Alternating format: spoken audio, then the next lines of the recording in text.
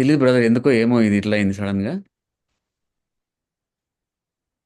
Interruptions ఎక్కువ ఉంటాయి ఒక్కొక్కసారి. మనం సరే వినిపిస్తుందా సరే బ్రదర్ కానీ నా కానీ మాట? కానివ్వండి కానివ్వండి. ఆ, సో ఈ విధంగా ఈ విధంగా ఆయనకు ఆధ్యాత్మిక దాహం ఉంది. ఏం ఆధ్యాత్మిక దాహం ఉంది? ప్రవచనాలు నెరవేర్చబడాలనేసి, మన పాపాల కోసం తన ప్రాణాన్ని అప్పగించాలని ఆ ఆధ్యాత్మిక దాహం ఆయనకుంది. నీ కోసం నా కోసం మరణించాలని. అందుకనే ఆయన ఫస్ట్ నుంచి పాపం చేయకోకుండా ఉన్నాడు. పాపానికి దూరంగా ఉన్నాడు. మానవుడిగా ఉంటూ పాపం చేయలేదు. శోధనలు ఎదుర్కొంటూ పాపాలు చేయలేదు. అందుకనే యెహోవా దేవుడు ఆయన చేసుకున్నాడు. లేఖనాలు నెరవేరబడాలని చెప్పి ఆ విధంగా యేసుప్రభుల వారు వెయిట్ చేస్తా ఉన్నాడు. తనకి ఇష్టమైంది. నలగొట్టించబడడం ఇష్టమైంది.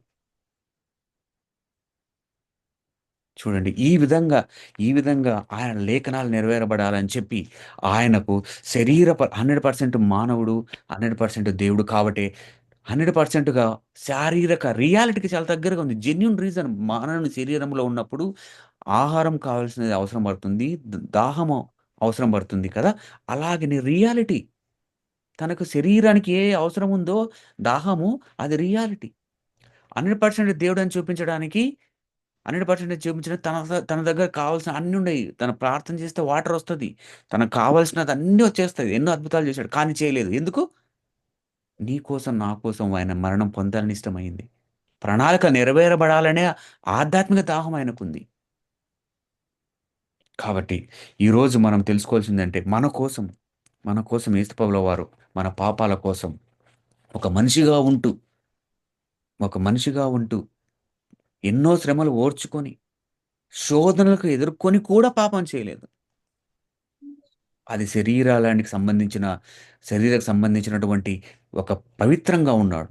అలాగే, అలాగే తర్వాత ఆహ్, ఆధ్యాత్మిక ఆధ్యాత్మిక దాహం ఆయనకేందంటే ప్రణాళికలు ప్రవచనాలు నెరవేరబడాలని, తనకు దాహం ఉంది. ఇప్పుడు మనమున్నాం. మనకు శరీర కోరికలున్నాయి. తర్వాత ఆధ్యాత్మిక ప మనకు దాహం ఏమైనా ఉందా అని ఆలోచన జేసుకోవాలి. మనకు కావాల్సినవన్నీ మనం తీసుకుంటున్నాం. మళ్ళా ఎలాంటివన్నీ తీసుకుంటున్నాం. ఎలాంటి దాహంతో మనం దేనికోసం ఎదురు చూస్తున్నాం? ధ ధనదాహమా? లేకపోతే రకరకాల ప్రైడ్, ఏమేమి కావాలో ఏ దాహం కోసం మనం ఎదురు చూస్తున్నాం? మనం ఒకసారి ప్రశ్న చేసుకోవాలి. సో, ఈ విధంగా ఆలోచన చేస్తూ మనము దేనికోసం, ఎలాంటి దాహం కోసం ఎదురు చూస్తున్నాం చూసుకోవాలి. అలాంటి ప్రేమను చూపించడానికి దాహం కోసం ఎదురు చూస్తున్నామా?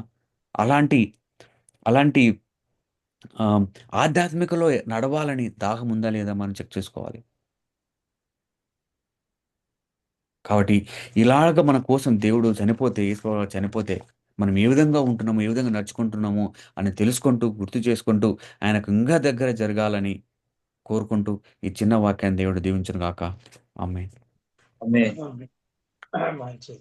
సారీ బ్రదర్, చాలా డిస్టర్బెన్సెస్, కానీ ఫైనల్‌గా ఎట్లా ఒకట ముగించేసాము దేవుని ప్రణాళిక ప్రకారం.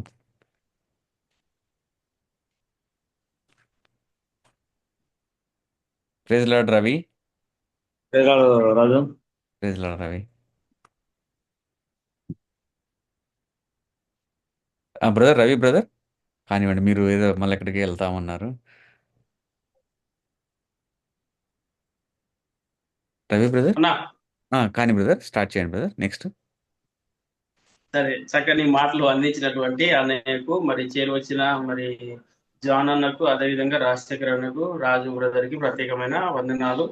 మరి నాకు ఇచ్చినటువంటి ఈ విలువైన శ్రేష్టమైన సమయం కొరకు ప్రభుని స్తుతిస్తూ మరి ఆరో మూటను మనము ధ్యానం చేసుకుందాం. మరి యేసుక్రీస్తు ప్రభు వారు మరి సిలువలో పలికిన మరి ఆరో మాటను మనము జ్ఞాపకం చేసుకుందాం. మొదటిగా మరి ఒక ఆరో మాటను చదువుకుందాం. యోహాను సువార్త మరి 19వ అధ్యాయము 30వ వచనమును మనం చదువుకుందాం. యోహాను సువార్త 19వ అధ్యాయము 30వ వచనమును చదువుకుందాం. యేసు ఆ చిరక పుచ్చుకొని సమాప్తమైనదని చెప్పి తల వంచి మరి ఇక్కడ చదువుకున్న భాగమును మనం ఆలోచించినట్టయితే మరి యేసుక్రీస్తు ప్రభు వారు సమాప్తమైనది. మరి ఏంటి సమాప్తమైంది అని మనం క్లుప్తంగా మరి సమయాన్ని మనము వినియోగించుకున్నాం. మరి యేసుక్రీస్తు ప్రభు వారు ఈ భూమికి మరి 2000 సంవత్సరాల క్రితము రావడం జరిగింది. మరి ఈ రోజు మనం యేసుక్రీస్తు ప్రభు వచ్చారని మరి క్రీస్తు శకము, క్రీస్తు పూర్వము మరి అని మనము లెక్కలు కడుతూ ఉన్నాం ప్రపంచం అంతా కూడా. మరి యేసుక్రీస్తు ప్రభు వారు మరి 2025 సంవత్సరాల క్రితము మరి భూమి మీదకి వచ్చి మరి ఏం చేశాడు అంటే ఆ మహానుభావుడు 33.5 సంవత్సరాలు భూమి పైన బ్రతికాడు. మరి ఆ 30 ఏళ్ళలో బాప్తిజం తీసుకొని ఆ 3.5 సంవత్సరాలు మరి ఏం చేశాడు అని అంటే ప్రభు కోసము ధారాళంగా పని చేశాడు. మనం ఎప్పుడైనా పని చేసినప్పుడు ఆ పని స్టార్ట్ చేసినప్పుడు మరి పని చేసే ముందు చూసినప్పుడు చాలా పని కనపడుతుంది. అదే చేసిన తర్వాత ఆ చేసి అయిపోయిన దాని తర్వాత ఆ పని మనకు కనపడదు. ఎందుకంటే ఆ పని చేసే ముందు చూసినప్పుడు చాలా ఉంటది, కానీ అది చేసిన తర్వాత ఏమీ లేదు అని అంటమే అప్పుడే యేసుక్రీస్తు ప్రభు వారు అంటున్నమాట సమాప్తము అంటే కంప్లీట్, అంటే ఇంకా ఏమి కూడా పెండింగ్ లేదు అనే మాట మనం ఈ రోజు అర్థం చేసుకోవాలి. క్లుప్తంగా మనం ఆలోచిస్తుంటే యేసుక్రీస్తు ప్రభు వారు యోహాను సువార్త 4వ అధ్యాయము 34వ వచనమును చదువుకుంటాం. ఏంటి ఆయన సమాప్తం అంటున్నాడు, ఏం చేశాడు అని మనం ఆలోచించినట్టయితే అందులోనే యోహాను సువార్త 4వ అధ్యాయము 34వ వచనమును మరి మనం యేసు వారిని చదువుకుందాం. చూచి యేసు వారిని చూచి నన్ను పంపిన వాని చిత్తము నన్ను పంపిన వాని చిత్తము నెరవేర్చుటయు ఆయన పని తుదముట్టించుటయు నాకు ఆహారమై ఉన్నది. హల్లెలూయా. మరి యేసుక్రీస్తు ప్రభు వారు యేసు వారిని చూచి నన్ను పంపిన వాని చిత్తము నెరవేర్చుటయు ఆయన పని తుదముట్టించుటయు నాకు ఆహారమై ఉన్నది. ఈరోజు నిజంగా యేసుక్రీస్తు ప్రభు వారు అన్నట్టుగా ఈ లోకంలో ఎవరు కూడా ఈ మాట అనలేరు. ఎందుకు ఈ మాట చెప్తున్నానంటే ఆయన పంపిన వాని చిత్తమును నెరవేర్చడానికి యేసుక్రీస్తు ప్రభు వారికి ఏమై ఉందంటే ఆహారమై ఉందంట. హల్లెలూయా. ఏమండి, ఈరోజు మనం భోజనం చేస్తున్నాం ఆకలి అయితే, కానీ యేసుక్రీస్తు ప్రభు వారు అయితే ఆయన పని చేస్తుంటేనే నా కడుపు నిండిపోతుంది, ఆయన చిత్తము నేను నెరవేరుస్తుంటేనే నా ఆకలి తీరుతుంది, నాకున్న సమస్యలన్నీ కూడా తీరుతాయి అని యేసుక్రీస్తు ప్రభు వారు ఏం చేశాడంటే ఆయన పంపిన వాని చిత్తము నెరవేర్చడానికి ఈ లోకంలో మరి ఎంతో ప్రయాసపడినట్టుగా భారముతో ఈ లోకంలో మనలాగా సాధారణంగా మనిషిలాగానే జీవించి దేవుని ఉద్దేశములన్నీ కూడా నెరవేర్చాడు. నిజమే, యేసుక్రీస్తు ప్రభు అంటే దేవుని కుమారుడు, మంచి లగ్జరీ లైఫ్ పరలోక రాజ్యంలో ఉంది, కానీ ఆ మహానుభావానికి ఈ లోకానికి వచ్చిన తర్వాత లగ్జరీ లైఫ్ ఎక్కడ కూడా ఇవ్వలేడు తండ్రి అయిన దేవుడు.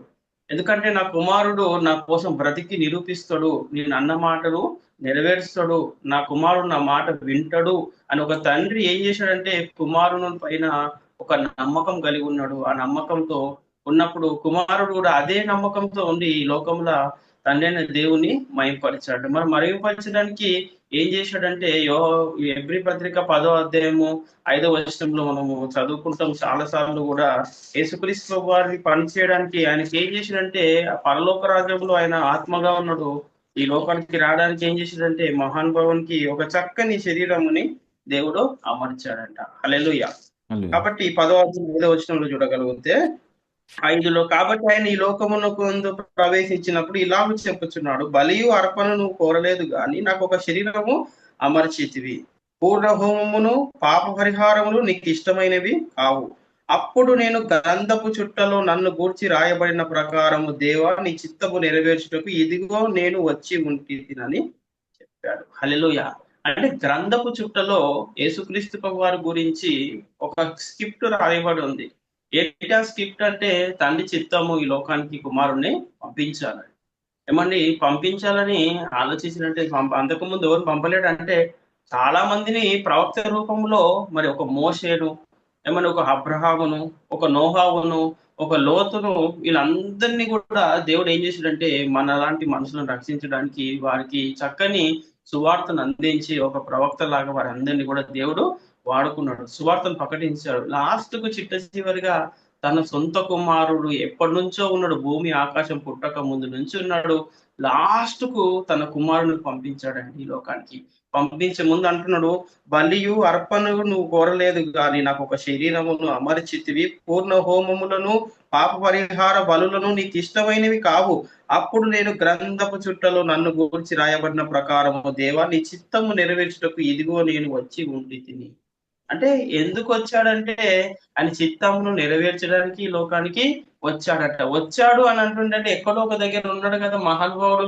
ఆ లోకాన్ని విడవాలి ఇక్కడికి రావాలంటే మనలాంటి శరీరము యేసుక్రీస్తు వారికి అవసరం. శరీరము లేకుండా ఆయన ఏ కార్యం కూడా చేయలేడు. మరి ఈ రోజు చూసినట్టయితే యేసుక్రీస్తు వారిని ఎన్నో పనులు 12 సంవత్సరాలు మొదలుకొని ఆయన సువార్తను మరి యెరూషలేములో నా తండ్రి పనుల పైన ఉండాలని మీకు తెలియదా అని ఒక తల్లిదండ్రులకే మొదటిగా ప్రశ్నలు వేస్తున్నాడు, బయట వారికి కాదండి. సొంతగా మరి ఈ లోకంలో పుట్టిన తల్లిదండ్రులు, వారు జన్మనిచ్చిన తల్లిదండ్రులు మాత మరి మరియా మనం చూడగలిగితే, మరియలో మళ్ళీ అదే యోసేపును వారిద్దరికి జన్మించిన వ్యక్తిగా ఆ తల్లి గర్భాన్ని దేవుడు ఏర్పరచుకొని ఆ తల్లిదండ్రులకే మొదటిగా ప్రశ్న వేస్తున్నాడు. తర్వాత యెరూషలేముకి వెళ్తున్నాడు. యెరూషలేముకి వెళ్ళిన తర్వాత అక్కడ ఉన్న పండితులు ఏమండి శాస్త్రులు పరిచయులు అందరికీ కూడా ప్రశ్నలు వేస్తున్నాడు. కానీ ఎక్కడ కూడా తండ్రి చిత్తాన్ని ఎక్కడ కూడా మరి మిస్ చేయడం లేదండి. ఏది కూడా ఏదైతే రాయబడి ఉందో ఆయన చూశాడో పరలోక రాజ్యంలో అవన్నీ కూడా భూమి పైన చెయ్యాలని ప్రతి ఒక్కరికి ఏం చేశాడంటే ఆ యేసుక్రీస్తు సమాప్తమైంది అంటే సమాప్తం అంటే ఊరికేనే ఎవరు కూడా చెప్పరండి. ఒక పని అప్పగించిన తర్వాత ఆ పని చేసిన తర్వాతనే ఎవరైనా కానీ అయిపోయిందని చెప్పాలి, కానీ చెయ్యక ముందే ఎవరు కూడా చెప్పలేరు. యేసుక్రీస్తు వారు కూడా ఈ లోకానికి వచ్చి తన పనంతా తండ్రి పనంతా చేసిన తర్వాత చివరిగా యేసుక్రీస్తు మహానుభావుడు సమాప్తము అయ్యింది అని చెప్తున్నాడు. ఏంటి సమాప్తం అయింది అని అంటే ధర్మశాస్త్రమును నెరవేర్చాడు, అన్యజనులను ఇశ్రాయేలు ప్రజలను ఏకంగా చేశాడు, ప్రతి వారి పాపములను తీసివేశాడు, ప్రతి వారి రోగములను స్వస్థపరిచాడు, చనిపోయిన వారిని తిరిగి లేపాడు. ఇవన్నీ కూడా పని చేశాడు ఆయన. హల్లెలూయా. ఇవన్నీ కూడా పని చేశాడు. పని చేయకుండా ఏది కూడా ఆయన చెప్తలేడండి. పని చేసిన తర్వాతనే నేను చేశాను తండ్రి అని దేవునికి తండ్రికి చెప్తా ఉన్నట్టుగా మనం చూస్తా ఉన్నాం. ఇంకా చివరికి ఒక మాట చదువుకొని మనం ముగించుకుందాం. లూకాసు వార్త 19వ అధ్యాయము 10వ వచనమును చదువుకుందాం. లూకాసు వార్త 19వ అధ్యాయము 10వ వచనమును కూడా చదువుకుందాం.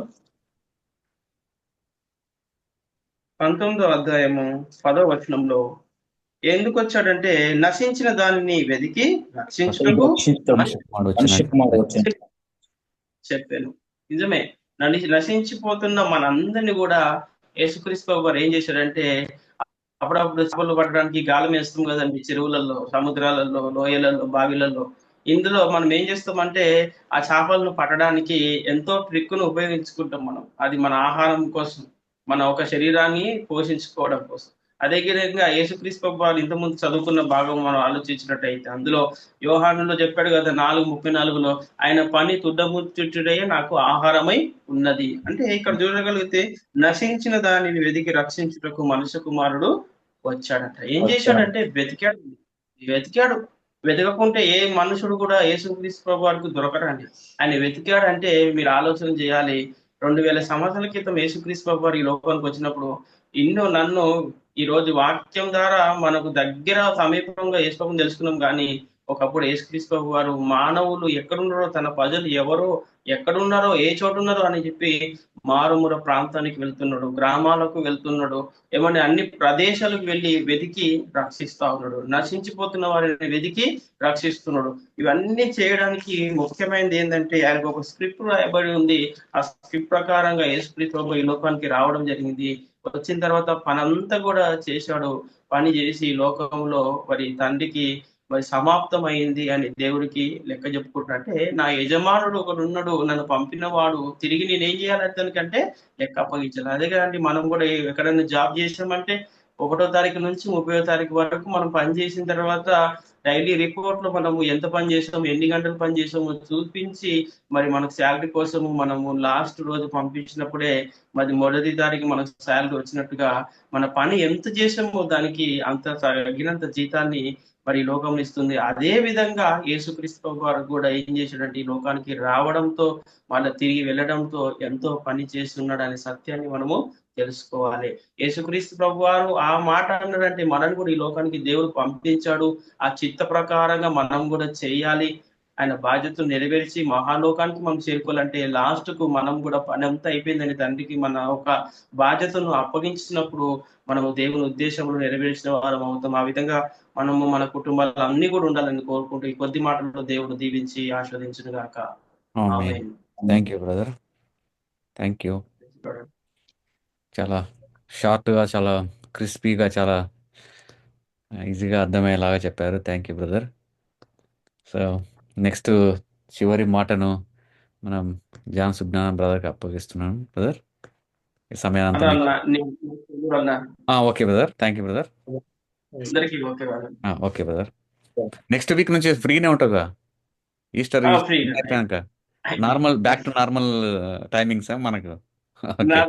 Tables okay brother, thank you brother. అదే మీరు ఈ వీక్ అంతా కొంచెం బిజీగా ఉన్నారు, ఈ సీజన్ అంతా. Okay brother, thank you brother.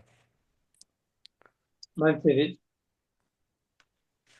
ప్రియమైన సహోదరి సహోదరులారా, మీ అందరికీ ప్రభు అయిన యేసుక్రీస్తు యొక్క నామంలో వందనాలు చెల్లిస్తున్నాను. దేవుడు మనల్ని ప్రేమించి మరొక వారాన్ని మనకు అనుగ్రహించాడు.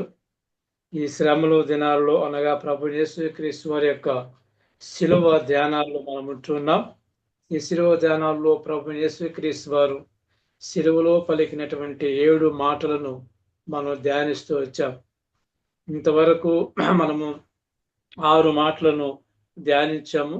7వ మాటను మనం ధ్యానించబోతున్నాం. ఈ ప్రభు మాట్లాడిన ఈ 7 మాటలు కూడా మరి చాలా ప్రాముఖ్యమైనది, ఎంతో విలువ కలిగినది. అంతేకాకుండా ఆయన మాటలు మరి చివరి మాటలు కాబట్టి వాటిని ధ్యానించడంతైనా కూడా మనకు మంచిది. మనము దేవుని యొక్క వాక్యాన్ని చదువుకుందాము.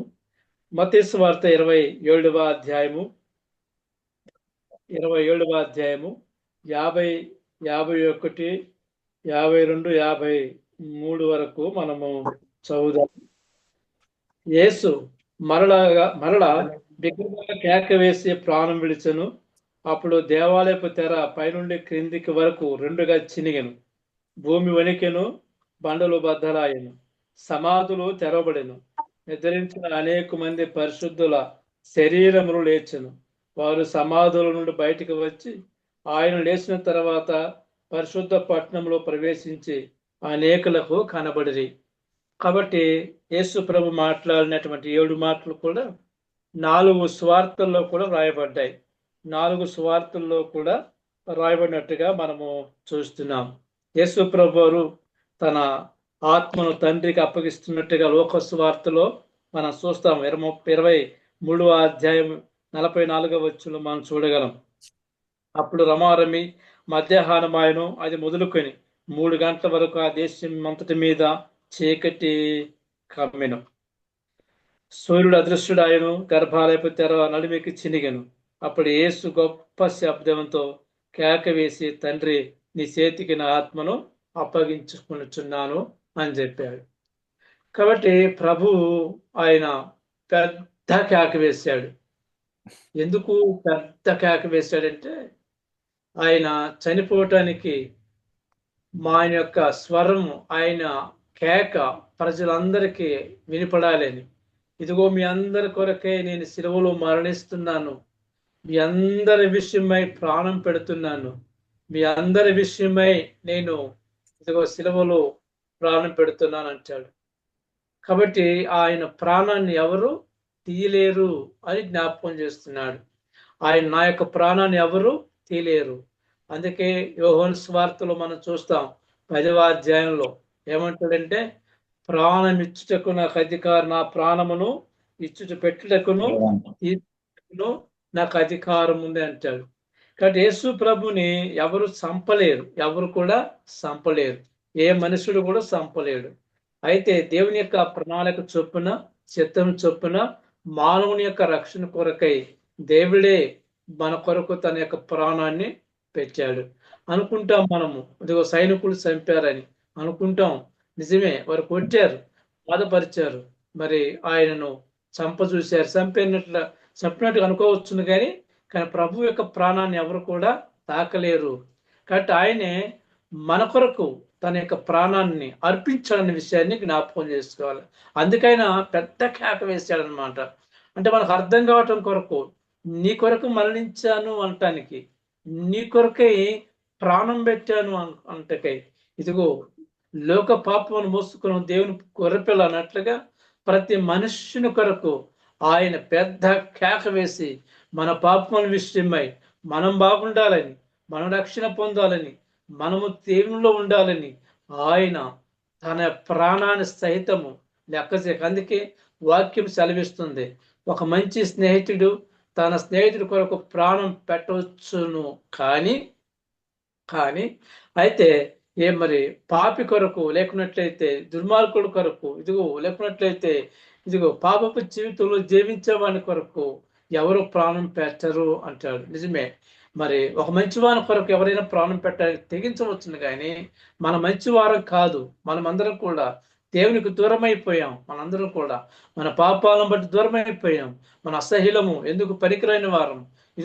అటువంటి వారి పైన మన ఎడల తన ప్రాణాన్ని పెట్టాడు అనమాట. అందుకని పెద్ద కేక వేశాడు యేసు ప్రభువారు. పెద్ద కేక వేసి ప్రాణం విడిచినట్టుగా మనం చూస్తున్నాం. దేవుడు చనిపోడు అనే విషయాన్ని జ్ఞాపకం చేస్తున్నాను. యేసు ప్రభు మానవుడిగా చనిపోయాడు, దేవుడిగా బ్రతికాడు అనే విషయాన్ని జ్ఞాపకం చేస్తున్నాను. కాబట్టి చివరికి తన తండ్రికి తన ఆత్మను అప్పగించుకున్నాడు. ఇదిగో ప్రభు ఆయనకి ఆ ప్రభు ఏ యొక్క ప్రాణకు చొప్పున ఏ లోకానికి వచ్చాడో ఆ యొక్క ప్రాణకంతా కూడా సంపూర్తి చేశాడు. కనుక చివరికి తన ఆత్మను ప్రభుకి అప్పగించాడు. మనం చూసినట్లయితే దేవుడు మన కొరకు పెద్ద కేక వేసి ఆయన చనిపోయినట్లుగా, మన కొరకు ప్రాణం పెట్టినట్లుగా మనము చూస్తున్నాం. అయితే ఆయన యొక్క ప్రాణం పెట్టడం ద్వారా ఏమేమి కార్యాలు జరిగినాయో మనం చూస్తున్నాం. మొట్టమొదటిగా ఆ ప్రాంతం అంతా కూడా చీకటి కమ్మెను అని రాయబడింది. దేవుని యొక్క ప్రాణం పెట్టినప్పుడు, ఆయన ప్రాణం పెట్టినప్పుడు ఏం జరిగినట్లయితే మరి లోకమంతా కూడా చీకటి అయిపోయింది. చీకటి దాని గుర్తు ఏంటంటే, ఇదిగో మన పాపము ప్రభు వైపు పైన పడింది, ఆ శిక్షను ఆయన భరిస్తున్నాడు. కాబట్టి ఇదిగో ఈ సృష్టి అంతా కూడా ఆయనను చూడలేకపోయింది అనమాట. ఆయనను చూడలేకపోయింది. అందుకని సూర్యుడు అదృశ్యమాయను అని వ్యాఖ్యించాలనిపిస్తుంది. ఆయన ప్రాణం పెట్టినప్పుడు ఈ సృష్టి ఏది కూడా చూడలేక దాక్కున్నాయనమాట. సూర్యుడు దాక్కున్నాడు. ఇదిగో చీకటంతా అయిపోయింది. కాబట్టి ప్రభు మరణము అంత గొప్పది అన్న సంగతి జ్ఞాపకం చేస్తున్నాను. ప్రభు యొక్క మరణము అంత ఆశ్చర్యకరమైంది అని జ్ఞాపకం చేస్తున్నాను. ఆయన మరణాన్ని ఇదిగో సృష్టి భరించలేకపోయింది. మనమే ఆయన మరణాన్ని అర్థం చేసుకోలేకపోతున్నాం. మనమే ఆయన యొక్క మరణం యొక్క ఉద్దేశాన్ని మనము అర్థం చేసుకోలేకపోతున్నాం. ఆయన మరణం ద్వారా మనకు ప్రభు రక్షణ ఇచ్చాడన్న సంగతి అర్థం చేసుకోలేకపోతున్నాం. మనము మరణించవలసిన మారం ఏంటుండగా మనకి బదులుగా ఆయన మరణించాడన్న విషయాన్ని మానవులు జ్ఞాపకం చేసుకోలేకపోతున్నారు. కాబట్టి సృష్టి అంతా కూడా చీకటి కమ్మింది, సూర్యుడు అదృశ్యమాయను అని వాక్యించాలనిపిస్తుంది. కాబట్టి ఆయనతో దేవుని యొక్క గొర్రెపిల్లగా వధించబడ్డాడు. కాబట్టి రెండో కార్యం జరిగింది. ఏమని రెండో కార్యం జరిగిందంటే, అప్పుడు దేవాలయపు తెర పైనుండి క్రింది వరకు రెండుగా చినిగెను, భూమి వణికెను, బండలు బద్దలాయను అని ఉంది మత్తయి సువార్తలో. కాబట్టి ప్రభు యొక్క ప్రాణం విడుస్తున్నప్పుడు, ఆ ప్రాణం విడిసేటువంటి సమయానికి ఇదిగో ఆయన ఆ సిలువలో బయలుతున్నటువంటి సమయానికి జరిగినటువంటి కార్యాలు ఏంటంటే, దేవాలయం తెర రెండుగా చీలిపోయిందంట. అక్కడ యాజకులు ఉన్నారు లోపల. యాజకుడు సంవత్సరం ఒక్కసారి అతి పరిశుద్ధ స్థలంలోకి వెళ్ళాలి. కానీ ప్రభువు ఆ యొక్క మరణం ద్వారా ఏమైందంటే, దేవునికి మరి ఆ యొక్క పరిశుద్ధ స్థలంలోనికి మార్గం ఆయన స్థిరపరిచాడు, మార్గాన్ని చూపించాడనే విషయాన్ని జ్ఞాపకం చేస్తున్నాను. అంటే అర్థం ఏంటంటే ప్రతి ఒక్కరు కూడా యేసు ప్రభు యొక్క మరణ ద్వారా నిత్య రాజ్యానికి వారసులు అవుతారు. ప్రతి ఒక్కరు కూడా రక్షణ భాగ్యం ఉంది. ఇదిగో ఇంతవరకు ఇశ్రాయేలుకు మాత్రమే ఆ యొక్క ప్రవేశం ఉంది ఆ మందిరములో, ఆ పరిశుద్ధ మందిరములో. అయితే ఇక నుంచి అతి పరిశుద్ధ మందిరంలోనికి ఒకరే వెళ్ళేటువంటి వారు. ఇప్పుడు యేసు ప్రభు యొక్క రక్తాన్ని వాళ్ళ సిందించాడు కాబట్టి ఆ రక్తం ద్వారా ప్రతి మనుషుడికి, ఆ యొక్క మరణం ద్వారా ప్రతి మనుషునికి రక్షణ భాగ్యాన్ని అనుగ్రహించాడు అనే విషయాన్ని జ్ఞాపకం చేస్తున్నాను. ఏ భేదము లేదు, అందరూ పాపము చేసి దేవుడు అనుగ్రహించు మహిమను పొందలేకపోతుంది. కాబట్టి యేసుక్రీస్తు వారి యొక్క మరణము మానవ జాతి అందరికి కూడా రక్షణకు మార్గమైంది. అందుకని ఆ యొక్క మరి యాజకులు ఎవరిని ప్రవేశింప చేయనిరు అక్కడికి. అందుకని యేసు ప్రభు వారు ఆయన మరణించినప్పుడు ఆ దేవాలయం తెర రెండుగా చీలిపోయి అక్కడ మనకు అందరికీ వెళ్ళటకు మార్గము సరళం చేయబడింది. ప్రతి ఒక్కరూ యేసుక్రీస్తుని అంగీకరించడానికి అవకాశం దొరికింది అనే విషయాన్ని అక్కడ జ్ఞాపకం చేస్తున్నాడు. రెండో మాట మనం చూస్తాం. మూడోదిగా భూమి వణికెను, బండలు బద్దలాయను. ఇదిగో దేవుని కుమారుడుగా ప్రభుని యేసుక్రీస్తు వారు దేవుడు మరణించడం అన్నది భూమి వణికిందంట. అట్లాగే చూడండి, యేసు ప్రభు యొక్క ఆ గొప్ప కేక వేసినప్పుడు, ఆయన ప్రాణాన్ని విడుస్తున్నప్పుడు ఆ భూమి వణిగిపోయింది. సూర్యుడు కనపడలా, భూమి వణిగిపోయింది. ప్రపంచమంతా కూడా గజగజగజలాడుంటుంది. అప్పుడు గజగజలాడుంటుంది. పంటలు పేలిపోయినాయి, అట్నే బద్దలైపోయినాయి. కాబట్టి అంటే దేవుని యొక్క శక్తి, బలము, ఆయన యొక్క సామర్థ్యత అనేది కాదు, కానీ ఆయన పవర్ అప్ గాడు, ఆయన యొక్క శక్తిని అక్కడ మనకు కనబరుస్తున్నట్టుగా చూస్తున్నాం. ఆయన దేవుడు అనే విషయాన్ని జ్ఞాపకం చేస్తుంది. ఆయన మానవుడు కాదు, ఆయన దేవుడుగా, ఆయన దేవుడు అనే విషయాన్ని జ్ఞాపకం చేస్తున్నాయి. ఆ గొప్ప కార్యాల ద్వారా ఆయన ప్రభు అని, ఆయన రాజులకు రాజు అని, ఆయన తండ్రి అని, దేవుడని అక్కడ వాక్యంలో మనం దాన్ని బట్టి చూడగలమన్నమాట. సమాధులు తెరబడిన అన్నాడు.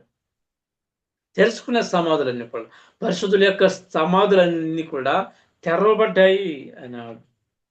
ధరించిన వారు అనేక మంది లేసరి పరిశుద్ధుల శరీరములు లేసెను. యేసు ప్రభు వారు సమాధి చేయబడి తిరిగి లేచిన తర్వాత వారందరూ కూడా యెరూషలేములో కనపడ్డారంట. అక్కడ మనకేమని ప్రభు నేర్పిస్తున్నాడంటే, నేను పునరుద్ధిగో ఆ ఇశ్రాయేలు ప్రజలందరూ కూడా వారు అనగా వారి యొక్క బంధువులు, ప్రభు యొక్క ప్రవక్తలు, లేకపోతే వారికి సంబంధించిన వాళ్ళందరూ కూడా పరిశుద్ధులు తిరిగి లేచి ఇశ్రాయేలుకు కనిపించారు. వాళ్ళంతా ఇదిగో యేసు ప్రభుని ఇంతకాలం మీరు ఆయన ఒక మనిషిగా చూశారు, యేసు ప్రభుని ఇంతకాలం మీరు ఒక ప్రవక్తగా చూశారు, ఇంతకాలం యేసు ప్రభుని మీరు లెక్క చేయలేదు, యేసు ప్రభు వారు మీరు అంగీకరించలేదు. ఇదిగో ఆయన మరణం ద్వారా మేమందరం లేసాము, ఇదిగో మేము కనబడుతున్నాము. ఆయన దేవుడిని అంగీకరించండి, ఆయన ప్రభువుని అంగీకరించండి, ఆయన రక్షకుడిని అంగీకరించండి. ఇదిగో నిన్ను నన్ను రక్షించడానికి యేసు క్రీస్తు వారు ఈ భూమికి దిగి వచ్చాడు అన్న సంగతి జ్ఞాపకం చేస్తున్నారు వాళ్ళందరూ కూడా. ఎంత సాక్ష్యం కనిపిస్తుంది అక్కడ. ప్రభువుని రుజువుపరుస్తున్నాడు నేను దేవుడని. ప్రభు రుజువుపరుస్తున్నాడు వారికి నేను దేవుడిని.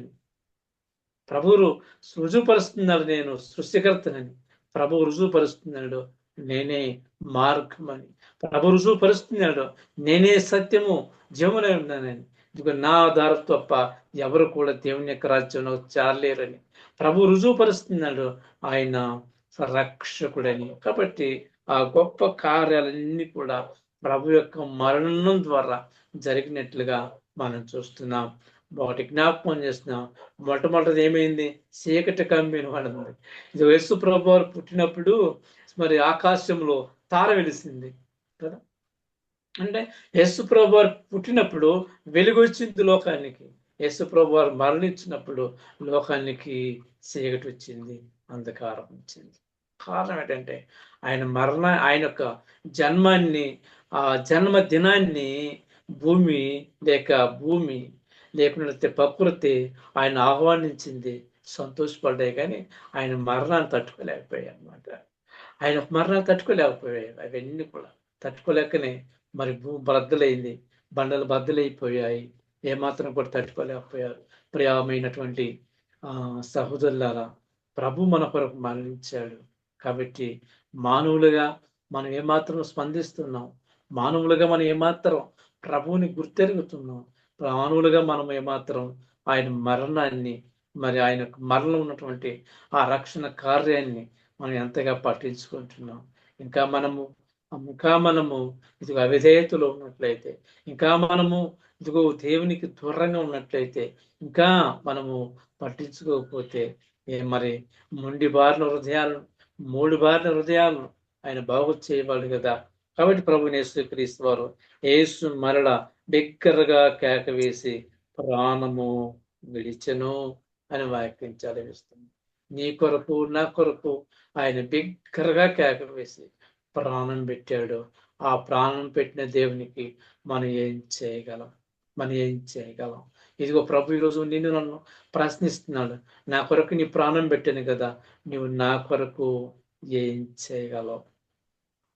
నువ్వు నా కొరకు ఏం చేయగలవు అంటే మన దగ్గర జవాబు ఉందా? మనం ఏం చేయగలం ఆయన దగ్గర? ఆయన కొరకు మనం ఏమి చేయగలం? ఆయన అంత గొప్ప త్యాగం చేసినప్పుడు ఆయన కొరకు ఈరోజు మనం ఏం చేయగలం? ఇదిగో ఈ యేసు ప్రభు వారికి 7 మాటలు మనం మాట్లాడుతూ ఉన్నాం, ధ్యానిస్తున్నాం, స్తుతిస్తున్నాం, మంచిదే. అయితే ఆయన ప్రాణం పెట్టాడు. ఆయన కొరకు నీవు నేను ప్రాణం పెట్టడానికి బద్ధులమై ఉన్నాం. ప్రభు అడుగుతున్నాడు ఈ రోజున, నా కొరకు నువ్వేం చేయగలవు? నీ కొరకు ప్రాణం పెట్టిన దేవుడు నీ కొరకు నువ్వేం చేయగలవు ప్రభు కోసం అడిగినప్పుడు మనం ఏమి చేయాలి అంటే ఆయనకు సువార్తను ప్రకటించాలి. శిలువ సువార్తను ఏదో సువార్త కాదు, శిలువ సువార్తను. మేము శిలువ వేయబడిన క్రీస్తును ప్రకటిస్తున్నామని అపోస్తలుడైన పౌలు గారు మాట్లాడుతుంటారు. కాబట్టి ఆ శిలువ మరణాన్ని మనం ప్రచురించేయాలి అన్నది దేవుని యొక్క వాక్యం మనకు నేర్పిస్తుంది. దేవుడి యొక్క మాటను దీవించి ఆశీర్వదించునుగాక. ఆమేన్. వందనాలు చెల్లిస్తున్నాను. ఈ యొక్క కూడికను మనము ముగించుకుంటే ప్రయత్నించేద్దాం. రవి బ్రదర్, మీరు ప్రార్థన చేయండి, నేను ఆశీర్వాదం ఇస్తాను, ముగించుకుందాం. Okay brother. మాకు మహాపరిశుద్ధుడు అయిన తండ్రి, కనికరం కలిగిన దేవా, సర్వాధికారి అయిన దేవా, నీకు వందనాలు స్తుతులు చెల్లిస్తాను దేవా. ఈ సాయంకాల సమయంలో, ఈ రాత్రికాల సమయంలో జూమ్ యాప్ లైవ్ ద్వారా మా మిత్రులు మిగిలిన నాయన ఇదిగో తండ్రి సిలువలో పలికిన మాటలను నాయన వారు వివరించి ఉండగా, ఇదిగో తండ్రి నాయన నీవు ఏ అవసరతను బట్టి ఈ లోకానికి రావలసి ఉన్నదో సిలువలో పలికిన మాటలను బట్టి నీకు వందనాలు చెల్లిస్తా ఉన్నాం తండ్రి. అవునయ్యా, నీ దాసుని ద్వారా నాయన క్లుప్తంగా మల్లేష్ బ్రదర్ ద్వారా, అలాగే జ్ఞానసుగ్రహం బ్రదర్ ద్వారా మీరు తెలియపరిచిన మాటలను బట్టి నీకు వందనాలు స్తుతులు చెల్లిస్తా ఉన్నాం. అవును తండ్రి, సృష్టి యావత్తు కూడా సాక్ష్యం పలుకుతా వచ్చాయి. అయినా నీకు వందనాలు స్తుతులు చెల్లిస్తా ఉన్నాం తండ్రి. రాత్రికాల సమయంలో ఇదిగో ప్రభా, చిన్న మందగా కూడుకొని ఇలాగ జూమ్ యాప్ లైవ్ లో కలుసుకునే అవకాశాన్ని, తరుణాన్ని మాకు అనుగ్రహించిన విధానం బట్టి నీకు స్తోత్రం. అనేకమైన శ్రేష్టమైన సంగతులను, అనేకమైన గూఢమైన వాక్యములను మాకు బయలుపరుస్తూ, లేఖలను పరిశీలించి ఇదిగో తండ్రి ముందుకు సాగుతూ అనేకులను వెలిగించే వారిగా నైనా ఇదిగో తండ్రి ఈనాడు ఈ సహోదరులను ఇదిగో తండ్రి మా తోటి పనివారైనటువంటి వారి యుత పనివారైనటువంటి సహోదరుల కొరకు ప్రార్థిస్తా ఉన్నాం, వారి సంఘముల కొరకు ప్రార్థిస్తా ఉన్నాం. అలాగే నా దేవా, సంఘములో ఉన్న ప్రతి ఒక్క బిడ్డ కొరకు ప్రార్థిస్తా ఉన్నాం. ఇదిగో తండ్రి శిలువలో శిలువ యొద్ద ప్రేమ దొరుకుతున్నదని, శిలువ యొద్ద క్షమాపణ దొరుకుతున్నదని, శిలువ యొద్ద కరుణ దయాలత్వం కలదని, ఇదిగో తండ్రి శిలువలో మా కొరకై రక్తం కార్చి మా పాప దోష శిక్షకు నీవే భరిస్తూ శిలువలో ఇదిగో తండ్రి ఆదరణ, ఆప్యాయత, నెమ్మది దొరుకుతున్నదని ఇదిగో తండ్రి నీ దాసు ద్వారా 7 మాటలు ఇదిగో తండ్రి ధ్యానించి ఇదిగో తండ్రి సహాయం చేసిన విధానం బట్టి నీకు స్తోత్రం. అవునయ్యా, నీ రాక పాపికి రక్షణ దొరుకుతుందని మీరు సెలవిస్తూ వచ్చారు. కృపా కనికరం కలిగిన గొప్ప దేవానికి స్తోత్రం. అయా, నీ వలన మోక్షం లభిస్తుందని సెలవిస్తూ వచ్చావు. గొప్ప దేవా నీకు వందనాలు. ఈ నైనా ఈ సమయంలో నాయన ప్రార్థించడానికి మాకు అవకాశం ఇచ్చిన నీకు వందనాలు స్తుతులు చెల్లించుకుంటూ మా ప్రభును త్వరగా రానైన యేసుక్రీస్తు వారి ప్రశస్తమైన దివ్యమైన నామమున ప్రార్థించి అడిగి పొందించున్నాం పరమ తండ్రి. ఆమేన్. ఆమేన్. ఆమేన్. ఆమేన్. దేవుని ప్రేమయు ప్రభువైన యేసుక్రీస్తు వారి యొక్క కృపయు పరిశుద్ధాత్మ దేవుని యొక్క సహవాసం ఇప్పుడును ఎల్లప్పుడును మనందరికీ సదాకాలము తోడైనను గాక. ఆమేన్. ఆమేన్. ఆమేన్. వందనాలు Praise Lord. Brother. Praise Praise Lord. Lord. మనం ముగించుకుందాం, మళ్ళా వచ్చే వారం కలుద్దాం.